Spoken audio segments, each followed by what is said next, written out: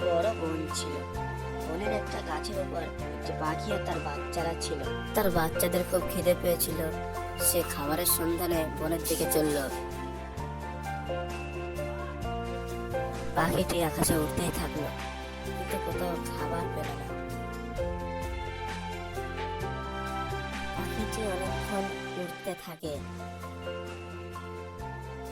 পাখিটি অনেকক্ষণ ওড়ার পর একটি গাছে গিয়ে আশ্রয় নেয়।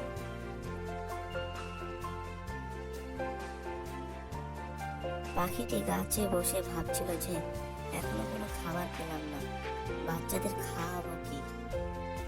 তারপর পাখিটি আবার উঠতে থাকে।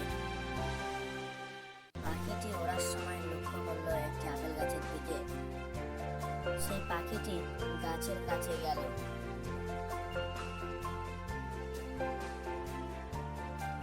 গাছ থেকে একটি আপেল নিয়ে তার বাসার দিকে চলল। পাখিটি এইভাবে তার বাচ্চাদের খিদে মেটায়।